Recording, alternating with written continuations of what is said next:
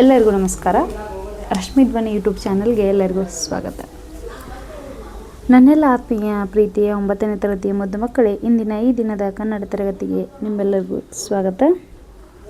ಮಕ್ಕಳೇ, ನಾವು ಕಳೆದ ದಿನ ತರಗತಿಯಲ್ಲಿ 9ನೇ ತರಗತಿಯ ಕನ್ನಡ ಭಾಷಾ ಪಠ್ಯಪುಸ್ತಕದಲ್ಲಿ ಇರ್ತಕ್ಕಂತಹ ಭಾಗ 2ರಲ್ಲಿ ಬರುವ ಪಾಠ ಜನಪದ ಕಲೆಗಳ ವೈಭವ ಪಾಠದ ಬಗ್ಗೆ ನೋಡ್ತಾ ಇದ್ವಿ. ಇದರಲ್ಲಿ ಈಗಾಗಲೇ ನಾವು ವೀರಗಾಸೆಯ ಬಗ್ಗೆ ತಿಳ್ಕೊಂಡಿದ್ದೀವಿ, ಕಂಸಾಳೆ ನೃತ್ಯದ ಬಗ್ಗೆ ತಿಳ್ಕೊಂಡಿದ್ದೀವಿ. ಅದಾದಮೇಲೆ ಡೊಳ್ಳು ಕುಣಿತದ ಬಗ್ಗೆ ಕೂಡ ನಾವು ನಿನ್ನೆ ದಿನ ತರಗತಿಯಲ್ಲಿ ಅಭ್ಯಾಸವನ್ನು ಮಾಡಿದ್ದೀವಿ. ಇಂದಿನ ತರಗತಿಯಲ್ಲಿ ನಾವು ಯಕ್ಷಗಾನ ಇದರ ಬಗ್ಗೆ, ಯಕ್ಷಗಾನ ಬಯಲಾಟ ಇದರ ಬಗ್ಗೆ ನಾವು ತಿಳಿದುಕೊಳ್ಳೋಣ. ಮಕ್ಕಳೇ, ಯಕ್ಷಗಾನ ಇದೊಂದು ಅದ್ಭುತವಾದಂತಹ ನೃತ್ಯ ಅಂತಲೇ ಹೇಳ್ಬೋದು. ಯಾಕಪ್ಪ ಅಂತಂದ್ರೆ ಅದರ ವೇಷಭೂಷಣ ಆಗಿರ್ಬೋದು, ಹಾವಭಾವ ಆಗಿರ್ಬೋದು, ನೃತ್ಯ ಆಗಿರ್ಬೋದು, ಕಥೆಯನ್ನು ಹೇಳೋದ್ರ ಮುಖಾಂತರ ಮಾಡುವಂಥದ್ದು ಆ ಕಲೆ ಏನಿದೆಯಲ್ಲ, ಅದು ಎಂತಹ ವ್ಯಕ್ತಿಗಳನ್ನು ಕೂಡ ಒಂದು ಲೋಕಕ್ಕೆ ಕರೆದುಕೊಂಡು ಹೋಗ್ಬಿಡ್ತೈತಿ. ಅಷ್ಟೊಂದು ಸುಂದರವಾದಂತಹ ಒಂದು ಅದ್ಭುತವಾದಂತಹ ನೃತ್ಯ ಅಂತಲೇ ಹೇಳ್ಬೋದು.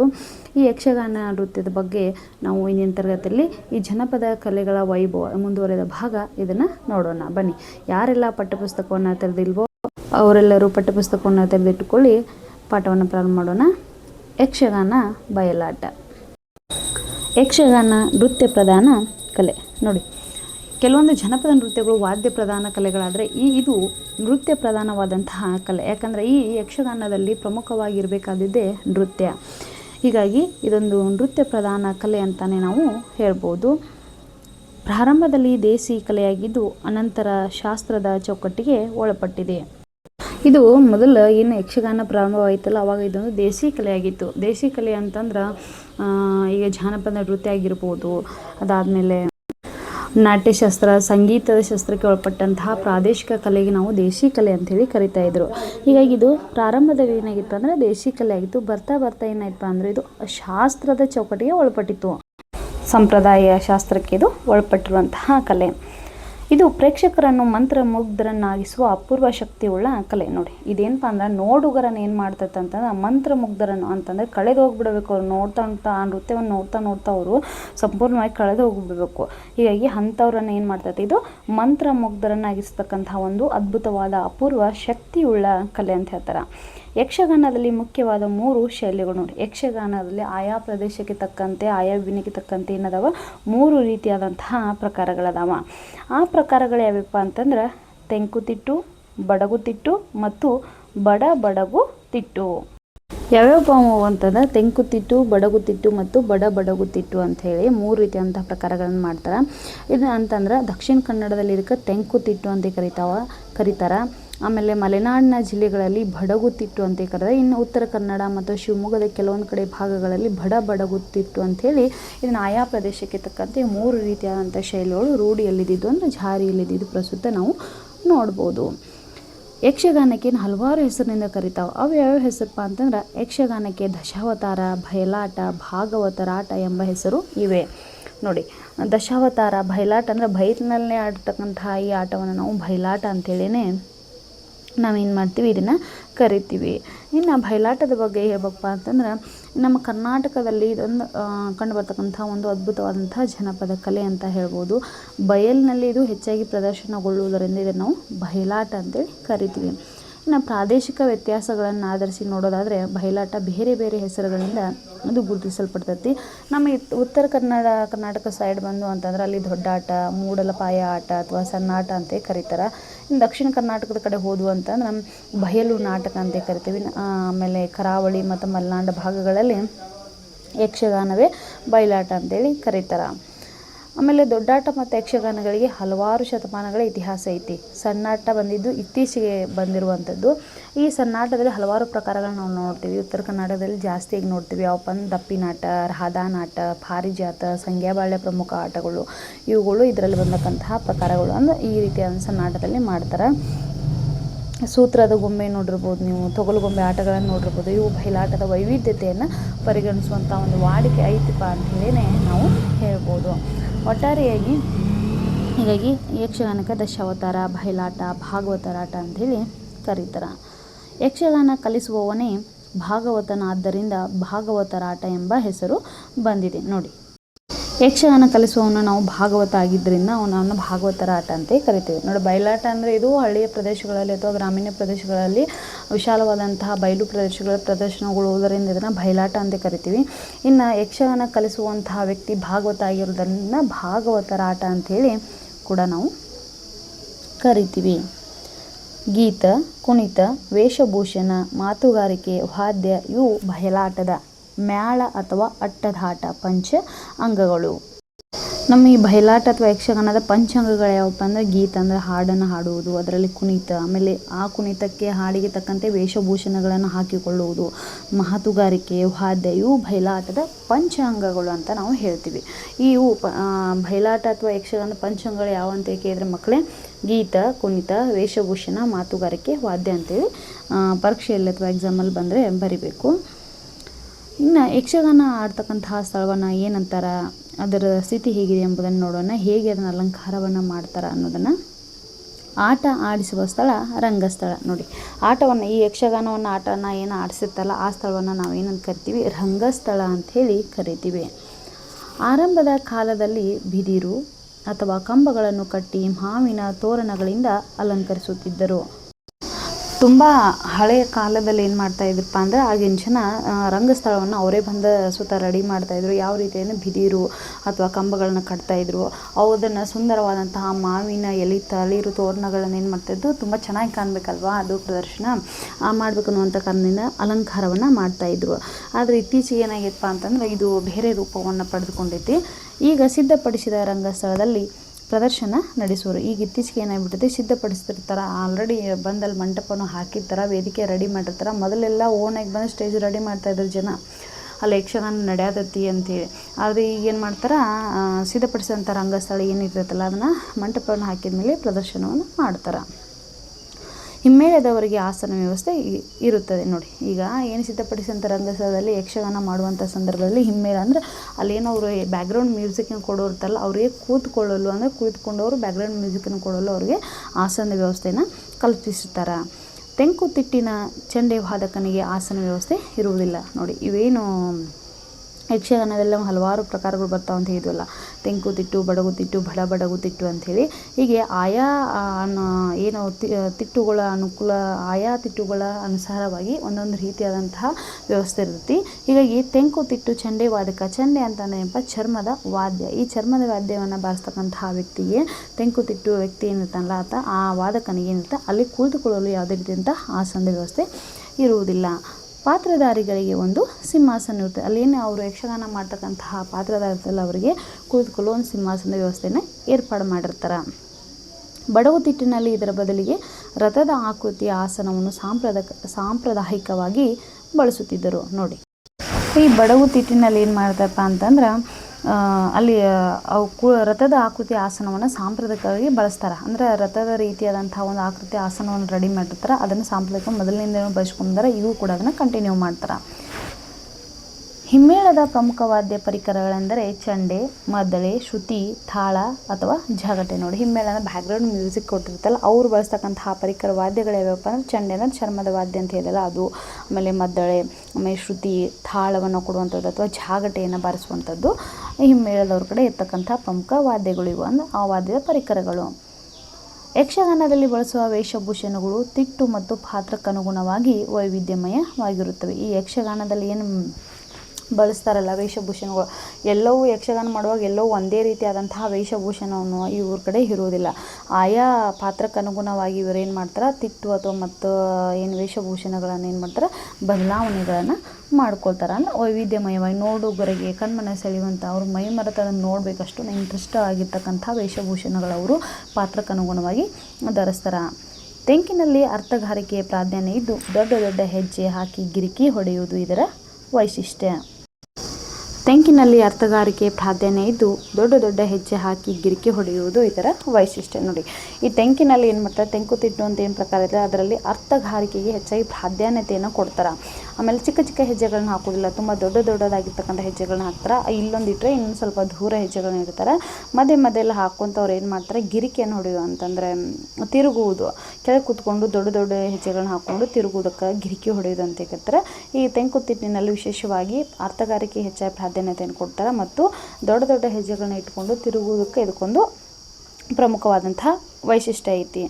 ಬಡಗಿನಲ್ಲಿ ಕುಣಿತ ಹಾಗೂ ಅಭಿನಯಕ್ಕೆ ಪ್ರಾಧಾನ್ಯ ಇದ್ದು ಚಕ್ರಮಂಡಿ ಕುಣಿತ ಇರುತ್ತದೆ. ಆದರೆ ಬಡಗು ತಿಟ್ಟಿನಲ್ಲಿ ಏನು ಮಾಡ್ತಾನೋ ಕುಣಿತ ನೃತ್ಯ ಇರ್ತೈತಿ, ಆಮೇಲೆ ತಕ್ಕಂತೆ ಆ ನೃತ್ಯಕ್ಕೆ ತಕ್ಕಂಥ ಅಭಿನಯ ಇರ್ತೈತಿ. ಹೀಗಾಗಿ ಅದಕ್ಕೆ ಹೆಚ್ಚಾಗಿ ಪ್ರಾಧಾನ್ಯತೆ ಕೊಡ್ತಾರೆ. ಚಕ್ರಮಂಡಿ ಕುಣಿತ ಅಂದರೆ ಕೆಳಗಡೆ ಕುಳಿತುಕೊಂಡು ನೃತ್ಯವನ್ನು ಮಾಡುವಂಥದ್ದು. ಆಮೇಲೆ ಇದೊಂದು ಯಕ್ಷಗಾನ ನೃತ್ಯದ ಇದು ಕೂಡ ಒಂದು ಹೆಜ್ಜೆ ಅಂತಲೇ ನಾವು ಹೇಳ್ಬೋದು.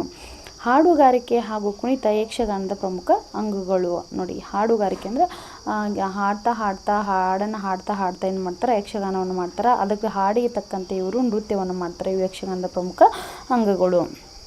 ಇನ್ನು ಕುಣಿತಕ್ಕೆ ತಕ್ಕಂತೆ ಅಭಿನಯ, ಜಿಗಿತ, ಸಂಭಾಷಣೆ, ಹುಬ್ಬುಗಳ ಚಲನೆ ಪ್ರೇಕ್ಷಕರನ್ನು ತನ್ಮಯಗೊಳಿಸುತ್ತದೆ. ನೋಡಿ, ಈ ಕುಣಿತಕ್ಕೆ ತಕ್ಕಂತೆ ಏನಿರ್ತದಪ್ಪ ಅಂತಂದ್ರೆ ಅಭಿನಯವನ್ನು ಮಾಡುವಂಥದ್ದು, ಆಮೇಲೆ ಮಧ್ಯೆ ಜಿಗಿಯುವಂಥದ್ದು, ಆಗಾಗ ಸಂಭಾಷಣೆಯನ್ನು ಮಾಡುವಂಥದ್ದು, ಆಮೇಲೆ ಎಲ್ಲರೂ ನೋಡುವಂತಹ ದೃಷ್ಟಿಕೋನ ತನ್ನಡೆ ಸೆಳೆದುಕೊಳ್ಬೇಕಂದ್ರೆ ಹುಬ್ಬು ಮತ್ತು ಕಣ್ಣುಗಳ ಮಧ್ಯದಲ್ಲಿ ಪ್ರೇಕ್ಷಕರನ್ನು ಚಲನೆ ಮಾಡುವುದರಿಂದ ಏನಿರುತ್ತೆ, ತನ್ನಡೆಗೆ ಸೆಳೆಯುವಂತಹ ಒಂದು ಪ್ರಕ್ರಿಯೆ ಅಂತಲೇ ಹೇಳ್ಬೋದು. ಆಮೇಲೆ ಇದರಲ್ಲಿ ನವರಸಗಳ ಅಭಿವ್ಯಕ್ತಿಗೆ ಅವಕಾಶವಿದೆ. ನವರಸಗಳು ಯಾವಪ್ಪ ಅಂತಂದ್ರೆ ಶೃಂಗಾರ, ಹಾಸ್ಯ, ಕರುಣ, ರೌದ್ರ, ವೀರ, ಭಯಾನಕ, ಅದ್ಭುತ, ಭೀವಸ್ತ ಮತ್ತು ಶಾಂತರಸಕ್ಕೆ ಏನಾಯ್ತು ಅಂದ್ರೆ ನಮ್ಮ ಕನ್ನಡ ಸಾಹಿತ್ಯದಲ್ಲಿ ಈ ನವರಸಗಳು ತನ್ನದೇ ಆದಂತಹ ಒಂದು ಪ್ರಾಧಾನ್ಯತೆಯನ್ನು ಪಡೆದುಕೊಂಡಿದ್ದಾವ. ಹೀಗಾಗಿ ಈ ನವರಸಗಳಿಗೂ ಕೂಡ ಯಕ್ಷಗಾನ ತುಂಬ ಪ್ರಾಮುಖ್ಯತೆಯನ್ನು ಕೊಡಲಾಗ್ತತಿ. ರಾಮಾಯಣ, ಮಹಾಭಾರತ ಹಾಗೂ ಭಾಗವತದ ಪ್ರಸಂಗಗಳನ್ನು ಆಡಲಾಗುತ್ತದೆ. ನೋಡಿ, ಅಂದರೆ ಯಕ್ಷಗಾನ ಮಾಡುವವರು ಯಾವ್ಯಾವ ಕಥೆಗಳನ್ನ ಆಯ್ಕೆ ಮಾಡ್ಕೊಳ್ತಾರಪ್ಪ ಅಂತಂದ್ರೆ ರಾಮಾಯಣದ ಕಥೆಗಳಾಗಿರ್ಬೋದು, ಮಹಾಭಾರತದ ಕಥೆಗಳಾಗಿರ್ಬೋದು, ಆಮೇಲೆ ಭಾಗವತದ ಪ್ರಸಂಗಗಳು ಅಂತಂದರೆ ಕೃಷ್ಣನ ಜನ್ಮದ ರಹಸ್ಯ ಆಗಿರ್ಬೋದು, ಕೃಷ್ಣನ ಅವತಾರಗಳಾಗಿರ್ಬೋದು, ಹೀಗೆ ಹಲವಾರು ಪ್ರಸಂಗಗಳನ್ನು ಅವರು ಆಯ್ಕೆಯನ್ನು ಮಾಡಿಕೊಂಡು ಯಕ್ಷಗಾನವನ್ನು ಮಾಡ್ತಾರೆ. ಸಾಮಾನ್ಯವಾಗಿ ಕಾಳಗ, ಸಂಹಾರ ಮತ್ತು ಕಲ್ಯಾಣಗಳಿಗೆ ಸಂಬಂಧಪಟ್ಟ ಪ್ರಸಂಗಗಳೇ ಹೆಚ್ಚು. ನೋಡಿ, ಸಾಮಾನ್ಯವಾಗಿ ಕಾಳಗ ಅಂತಂದರೆ ಈ ಯುದ್ಧವನ್ನು ಮಾಡುವಂಥದ್ದನ್ನು ಅವರು ಆಯ್ಕೆಯನ್ನು ಮಾಡ್ಕೊಂಡಿರ್ತಾರೆ. ಸಂಹಾರವನ್ನು ಮಾಡುವಂಥದ್ದು, ಸಂಹಾರದ ರಾಮ ಮತ್ತು ರಾವಣರ ಏನಾದ್ರು ಸಂಹಾರ ಮಾಡೋದು ಇದೈತಲ್ಲ ಕತೆ, ಆ ಕಥೆಯನ್ನು ಆಯ್ಕೆಯನ್ನು ಮಾಡ್ತಾರೆ. ಒಟ್ಟಾರೆ ಹೇಳ್ಬೇಕಪ್ಪ ಅಂದರೆ ಯಕ್ಷಗಾನದಲ್ಲಿ ಸಂಹಾರ ಮತ್ತು ಕಾಳಗ ಇಲ್ಲದೆ ಯಾವುದೇ ಯಕ್ಷಗಾನ ಇಲ್ಲ ಅಂತಲೇ ಹೇಳ್ಬೋದು. ಆಮೇಲೆ ವಿಶೇಷ ಗುಣಗಳನ್ನ ಒಳಗೊಂಡಿರುವಂತಹ ಕಲ್ಯಾಣಕ್ಕೆ ಸಂಬಂಧಪಟ್ಟಂತಹ ಪ್ರಸಂಗಗಳನ್ನು ಅವರು ಹೆಚ್ಚಾಗಿ ಆಯ್ಕೆಯನ್ನು ಮಾಡಿಕೊಂಡು ಯಕ್ಷಗಾನ ನೃತ್ಯವನ್ನು ಆಡ್ತಾರೆ. ರಂಗಸ್ಥಳ ಸಮೀಪ ಇರುವ ನೇಪಥ್ಯವೇ ಚೌಕಿ ಅಥವಾ ಬಣ್ಣದ ಮನೆ. ಈ ಸ್ಟೇಜನ್ನು ಹಾಕಿರ್ತಾರಲ್ಲ, ರಂಗಸ್ಥಳ ಅಂತ ಏನು ಹೇಳಲ್ಲ, ಅದರ ಸಮೀಪನೇ ಅಲ್ಲೇ ಹಿಂದ್ಗಡೆ ಏನು ಮಾಡಿರ್ತಾರೆ, ಒಂದು ಚೌಕಿ ಈ ರೀತಿಯಾದಂಥ ಒಂದು ಇನ್ನೊಂದು ಸ್ಟೇಜನ್ನು ರೆಡಿ ಮಾಡಿರ್ತಾರೆ. ಅದಕ್ಕೆ ನೇಪಥ್ಯ ಅಂತ ಹೇಳಿ ಕರೀತಾರೆ. ಆ ಚೌಕಿ ಅಥವಾ ಬಣ್ಣದ ಮನೆ ಅಂತ ಹೇಳಿ ಕರೀತಾರೆ. ಅಲ್ಲಿ ಯಾರ್ಯಾರು ಬರ್ತಾರಪ್ಪ ಅಂದರೆ ಭಾಗವತರು, ಹಿಮ್ಮೇಳ ಹಾಗೂ ಪಾತ್ರಧಾರಿಗಳೊಂದಿಗೆ ಇಲ್ಲಿಗೆ ಆಗಮಿಸುತ್ತಾರೆ. ಏನು ಯಕ್ಷಗಾನವನ್ನು ಕಲಿಸಿಕೊಡುವಂತಹ ಭಾಗವತರು ಇರ್ತಾರಲ್ಲ ಅವರು ಮತ್ತು ಅವ್ರ ಜೊತೆ ತಮ್ಮ ಪಾತ್ರದ ಯಾವ್ಯಾವ ಪಾತ್ರಗಳನ್ನ ಮಾಡ್ತಕ್ಕಂತಹ ಪಾತ್ರಧಾರಿಗಳಿರ್ತಾರಲ್ಲ ಅವರೆಲ್ಲರೂ ಆ ಚೌಕಿ ಅಥವಾ ಬಣ್ಣದ ಮನೆಗೆ ಬರ್ತಾರಂತೆ. ಪಾತ್ರಧಾರಿಗಳು ತಮ್ಮ ಬಣ್ಣಗಳನ್ನು ತಾವೇ ಹಚ್ಚಿಕೊಳ್ಳುತ್ತಾರೆ. ನೋಡಿ, ಆ ಪಾತ್ರವನ್ನು ಯಕ್ಷಗಾನದಲ್ಲಿ ಪಾತ್ರವನ್ನು ಮಾಡ್ತಕ್ಕಂತಹ ವ್ಯಕ್ತಿಗಳೇನಿರ್ತಾರಲ್ಲ ಅವರು ತಮ್ಮ ಬಣ್ಣಗಳನ್ನು ಅವರು ಮೇಕಪ್ಪನ್ನು ಏನು ಮಾಡ್ತಾರೆ, ತಾವೇ ಮಾಡ್ಕೊಳ್ತಾರೆ.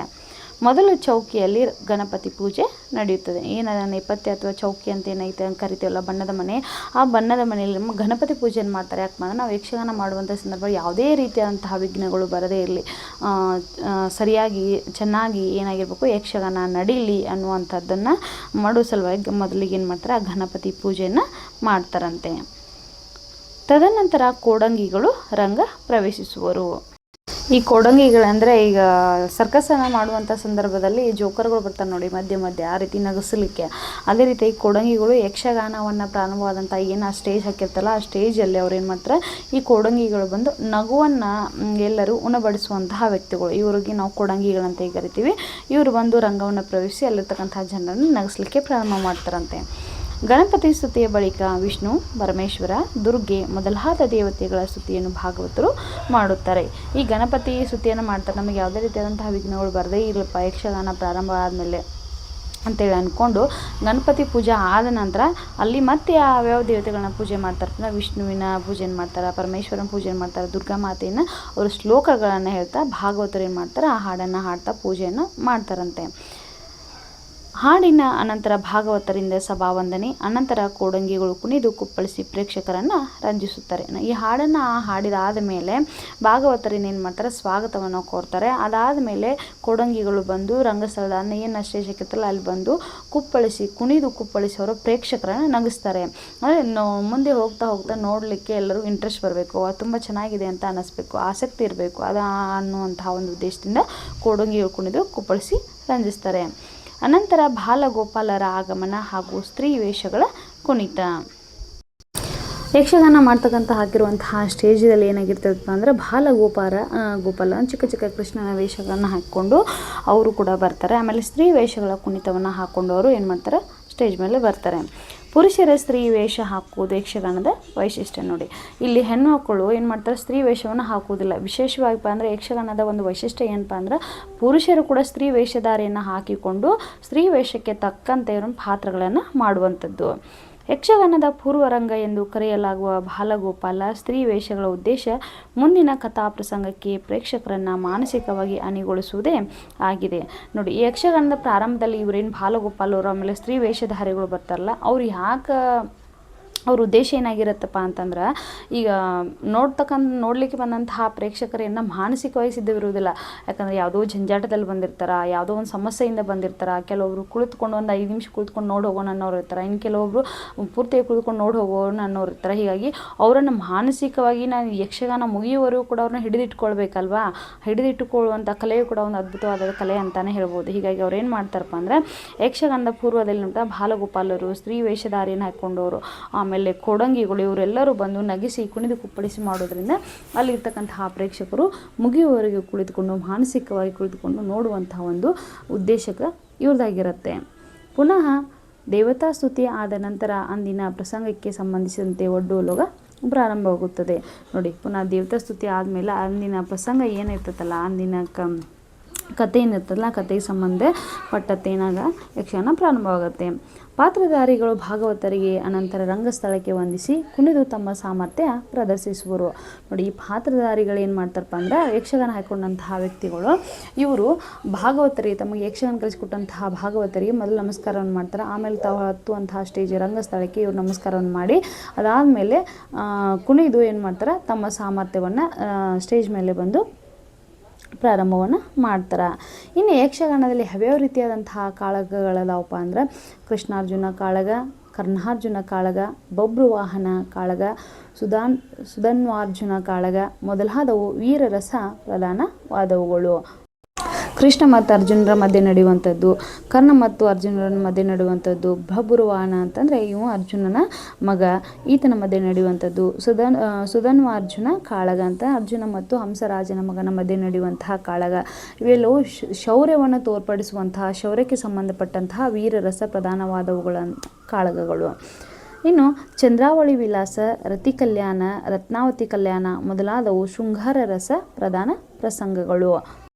ಈ ರೊಮ್ಯಾಂಟಿಕ್ ಆಗಿರುವಂಥವು ಯಾವಪ್ಪ ಅಂದರೆ ಚಂದ್ರಾವಳಿ ವಿಲಾಸ, ರತಿ ಕಲ್ಯಾಣ, ಆಮೇಲೆ ರತ್ನಾವತಿ ಕಲ್ಯಾಣ ಇವೆಲ್ಲವೂ ಕೂಡ ಶೃಂಗಾರಮಯಕ್ಕೆ ಸಂಬಂಧಪಟ್ಟಂತಹ ಪ್ರಸಂಗಗಳು. ಇವೆಲ್ಲವೇ ಪ್ರಸಿದ್ಧ ಕ್ಷೇತ್ರಗಳ ಕ್ಷೇತ್ರ ಮಹಾತ್ಮೆಗಳಿವೆ. ನೋಡಿ, ಆಯಾ ಕ್ಷೇತ್ರಗಳಿಗೆ ಸಂಬಂಧಪಟ್ಟಂತೆ ಅಲ್ಲಿ ಕ್ಷೇತ್ರದ ಮಹಾತ್ಮೆಯನ್ನು ಒಳಗೊಂಡ ಮಹಿಮೆ ಉಳ್ಳವರಂತ ಕಥೆ ಇರ್ತಾರೆ. ಅವುಗಳನ್ನು ಕೂಡ ಅವರು ಏನು ಮಾಡ್ತಾರೆ ಯಕ್ಷಗಾನದಲ್ಲಿ ಪ್ರಸಂಗಗಳನ್ನಾಗಿ ಆಯ್ಕೆ ಮಾಡ್ಕೊಳ್ತಾರೆ. ಯಕ್ಷಗಾನದ ಎಲ್ಲ ಪ್ರಸಂಗಗಳಲ್ಲೂ ಹಾಸ್ಯ ಕಂಡುಬರುತ್ತೆ. ಇಡೀ ಯಕ್ಷಗಾನ ಪ್ರಾರಂಭವಾದಾಗಿಂದ ಹಿಡಿದು ಮುಗಿಯುವ ಹಂತದವರೆಗೂ ಏನಿರುತ್ತೆ ಅಲ್ಲಿ ಹಾಸ್ಯ ಅನ್ನೋದು ಕಂಡು ಬರ್ತೈತಿ. ಹೀಗಾಗಿ ವಿಡಂಬನೆ ಕೂಡ ಹಾಸ್ಯದ ಒಂದು ಅಂಗ. ಅಂದರೆ ಕಾಮಿಡಿ ಮಾಡುವವರು ಹೌದಾ ಇಂಟ್ರೆಸ್ಟ್ ಬರಬೇಕಲ್ಲ ನೋಡುಗರಿಗೆ. ಹೀಗಾಗಿ ಕಾಮಿಡಿ ಮಾಡೋರು ಕೂಡ ಅದರಲ್ಲಿ ತುಂಬ ಪ್ರಮುಖವಾದಂತಹ ಪಾತ್ರ ಇರ್ತೈತಿ. ಅವ್ರು ಯಾರ್ಯಾರಪ್ಪ ಅಂದ್ರೆ ಅದರಲ್ಲಿ ಹನುಮನಾಯಕ, ಕುಬ್ಜೆ, ಚಾರಕ, ವನಪಾಲಕ ಮೊದಲಾದ ಪಾತ್ರಗಳಲ್ಲಿ ಹಾಸ್ಯ ಕಾಣಿಸಿಕೊಳ್ಳುವುದು. ನೋಡಿ, ಯಾರ್ಯಾರು ಕಾಮಿಡಿಯನ್ ಮಾಡ್ಲಿಕ್ಕೆ ಬರ್ತಾರಪ್ಪ ಅಂದ್ರೆ ಹನುಮನಾಯಕ, ಕುಬ್ಜೆ ಅಂದ್ರೆ ಗೋಣು ಬೆನ್ನು ಉಳ್ಳವಳು, ಮಂತರಿ ಅಥವಾ ಕುಳ್ಳಗಿರುವವಳು ಅಂತ ಕರಿತೀವಿ. ಆಮೇಲೆ ಚಾರಕ, ಅದಾದಮೇಲೆ ವನಪಾಲಕ ಇವರೆಲ್ಲರೂ ಕೂಡ ಮೊದಲಾದ ಪಾತ್ರಗಳಲ್ಲಿ ಬಂದು ಹಾಸ್ಯವನ್ನು ಮಾಡ್ತಾ ಕಾಮಿಡಿಯನ್ ಮಾಡ್ತಾ ಎಲ್ಲರನ್ನ ಯಕ್ಷಗಾನದತ್ತ ಸೆಳೀಲಿಕ್ಕೆ ಒಂದು ತಯಾರಿ ಮಾಡ್ಕೊಂಡಿರ್ತಾರಲ್ವ. ಇವರೆಲ್ಲರೂ ಬಂದು ಮಧ್ಯೆ ಮಧ್ಯೆ ಬಂದು ಇವನ್ನ ಮಾಡೋದ್ರಿಂದ ಏನಿರುತ್ತೆ ನೋಡಲಿಕ್ಕೆ ಆಮೇಲೆ ನೋಡುಗರಿಗೆ ಇಂಟ್ರೆಸ್ಟ್ ಬರುತ್ತೆ. ಯಕ್ಷಗಾನದಲ್ಲಿ ತುಂಬ ಕಲಾತ್ಮಕವಾದದ್ದು ಬಣ್ಣದ ವೇಷ. ಈ ಯಕ್ಷಗಾನದಲ್ಲಿ ನಾವು ನೋಡಲಿಕ್ಕೆ ತುಂಬ ಇಂಟ್ರೆಸ್ಟ್ ಆಗಿರೋದು ಯಾವಪ್ಪ ಅಂದರೆ ಬಣ್ಣದ ವೇಷ ತುಂಬ ಅದ್ಭುತವಾಗಿ ಕಲಾತ್ಮಕವಾಗಿ ಕಾಣ್ತಾ ಇರುತ್ತೆ. ಇಂತಹ ಬೃಹತ್ ವೇಷಗಳು ಸಾಮಾನ್ಯವಾಗಿ ಬರುವುದು ನಡುರಾತ್ರಿಯಲ್ಲಿ. ನೋಡಿ, ಮೊದಲಿಗೆಲ್ಲ ಬಾಲಕೃಷ್ಣ ಸ್ತ್ರೀ ವೇಷಧಾರಿಗಳು, ಆಮೇಲೆ ನಗಿಸ್ಲಿಕ್ಕೆ ಕಾಮಿಡಿ ಮಾಡೋರೆಲ್ಲ ಸ್ಟಾರ್ಟಿಂಗ್ ಬರ್ತಿರ್ತಾರೆ. ಹೋಗ್ತಾ ಹೋಗ್ತಾ ನಡು ರಾತ್ರಿ ಆಗುತ್ತಲ್ಲ, ಅವಾಗ ಹೆಚ್ಚಾಗಿ ವಿಶೇಷವಾಗಿ ಬರುವಂಥವು ಯಾವಪ್ಪ ಅಂದ್ರೆ ದೊಡ್ಡ ದೊಡ್ಡ ವೇಷಗಳು ಬರ್ತಾವೆ. ಅವು ಯಾವ್ಯಾವಪ್ಪ ಅಂದರೆ ರಾಕ್ಷಸ ವೇಷಗಳು ಒಮ್ಮೊಮ್ಮೆ ಪ್ರೇಕ್ಷಕರ ಮಧ್ಯದಿಂದ ರಂಗ ಪ್ರವೇಶಿಸುವುದುಂಟು. ನೋಡಿ, ರಾಕ್ಷಸ ವೇಷಗಳು ನಡು ರಾತ್ರಿಯಲ್ಲೇ ಬರ್ತಾರೆ. ಅವಾಗ ಅವರು ಇಡೀ ಪ್ರೇಕ್ಷಕರು ನೋಡ್ಲಿಕ್ಕೆ ಕೂತಿರ್ತಾರಲ್ಲ, ಅವ್ರ ಮಧ್ಯದಿಂದನೇ ದಾಟಿ ಬರ್ತಾರೆ. ಅಂದರೆ ನೋಡುಗರು ಏನಾಗಿರ್ಬೇಕು, ಭಯವನ್ನು ಹುಟ್ಟಿಸುವಂಥ ಒಂದು ಸೃಷ್ಟಿಯನ್ನು ಮಾಡುವಂಥದ್ದು.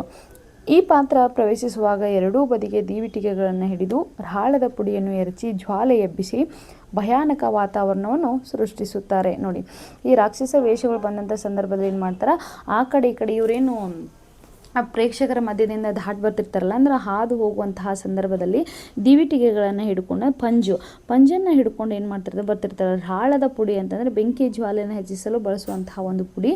ಈ ಪುಡಿಯನ್ನು ಅದಕ್ಕೆ ಎರಚಿದಾಗ ಭಗ್ ಅಂತೇಳಿ ಏನಾಗುತ್ತೆ, ಬೆಂಕಿ ಎದ್ಬಿಡುತ್ತೆ. ಆವಾಗ ಭಯಾನಕವಾದಂತಹ ವಾತಾವರಣ ಸೃಷ್ಟಿಯಾಗುತ್ತೆ. ಚಂಡೆಯ ಬಡಿತ, ರಾಕ್ಷಸರ ಕೂಗು ಅರೆನಿದ್ರೆಯಲ್ಲಿರುವ ಪ್ರೇಕ್ಷಕರನ್ನು ಬಡಿದೆಬ್ಬಿಸುತ್ತದೆ. ಅವಾಗ ಏನು ಚರ್ಮದ ವಾದ್ಯವನ್ನು ಮಾಡ್ತಕ್ಕಂತಹ ಏನು ಚಂಡೆ ವಾದ್ಯ ಇರುತ್ತಲ್ಲ, ಅದರಿಂದ ಆ ರಾಕ್ಷಸರ ಕೂಗು ಏನಾಗಿಬಿಡತ್ತಪ್ಪ ಅಂದ್ರೆ ಜೋರಾಗಿ ಕಿರಿಸ್ತಾ ಇರುತ್ತೆ. ಚಂಡೆ ವಾದ್ಯ ಜೋರಾಗಿ ಬಡಿತಾ ಇರ್ತಾರೆ.